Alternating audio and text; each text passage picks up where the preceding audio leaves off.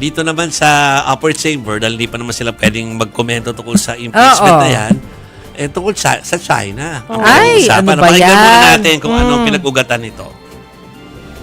Ang huling pagkakaalam ko po nasa Pilipinas tayo. Wala tayo sa China. This is the Philippines. And we are in a democracy. Ang freedom of speech ay hindi lisensya para sa representante ng isang dayuhang bansa na manghimasok, manakot at mambastos sa mga Pilipino dito in the name of free speech. Ang magsalita ka ng patungkol sa pagsasaayos ng Singalot na ito ay hindi pabor sa sino man na magsasalita nang gusto mong magkaroon ng kapayapaan. Hindi rin naman po tama na ang isang opisyal natin sa gobyerno na isang unipermado pa ay gagawa ng katatawanan o karikature ng presidente ng China. Kung yan, ginawa ng China sa ating Pangulo na si Bongbong Marcos, ako'y oposisyon, pero gagawin nila yan kay Bongbong, ay unang-una po ako magagalit. Sapagkat hindi ako papayag na babawin ng kahit na sino ang Pangulo ng Pilipinas. Nakikiusap po ako sa Chinese Embassy at sa ating mga kasama na sana po ay matapos na ito, makapag-umpisa na po tayo ng magandang relasyon, pag-umpisahan natin ang pag-uusap, sapagkat alam niyo po, meron din po tayong Kinaya nyo ba yun, mga kapatid? Mga STLers, parang hindi. Pero ito naman sabi ko, have they seen how other world leaders are treated by almost everyone na gustong i-criticize sila? The way Trump is being, criticized by way of mga caricature. Na-animate, nakaka-caricature. Oo, si Pangulong Duterte dati marami rin ganun, Yung mga editorials na lumalabas worldwide, Tapos yung mga leaders sa Europa, ganun din.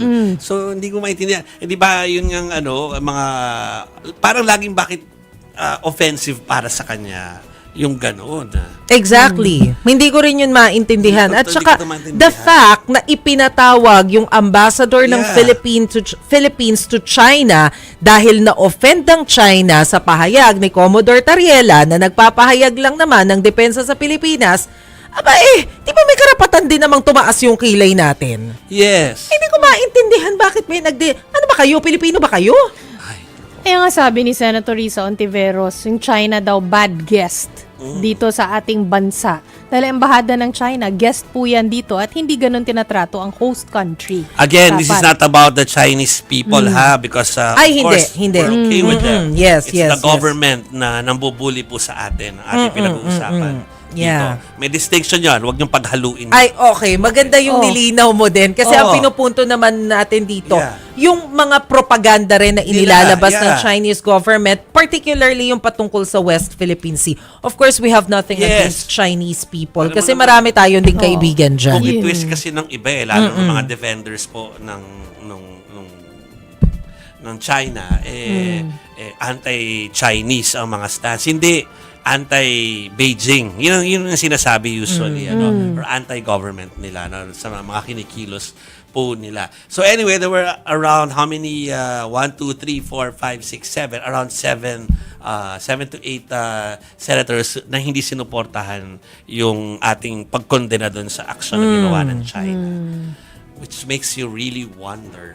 Bakit? Parang bakit hindi ba mali yung ginawa? Mali na nga eh. Matapos binuli-buli ang ating mangingisda, matapos mawala ng hanap buhay, winner canon tayo. Recently, merong sinaklolohan yung Chinese Coast Guard na Filipino seafarers. Well, humanity. Yes. Diba? Dapat naman. Dapat naman talaga, kahit So, naman Chinese yung mapunta doon, sasaklolohan mo rin naman talaga dapat. Diba? Ganyan Kasi talaga yung makatao tayo. At ganyan yung conduct dapat sa karagatan. Exactly, 'di ba? dapat. Bahagi siya rin ng trabaho ng Coast Guard.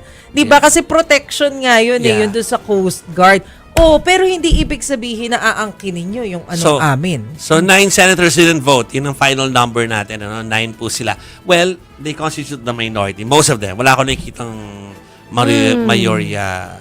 Hindi, meron pala. Pero sabihin, ito yung leaning towards the former administration. I can safely say that. Based dun sa mga names pa na nakikita natin. Ay, nako, mga kapatid, non-negotiable sa akin. Na water cannon basta na nga. teritoryo natin pinag-uusapan eh.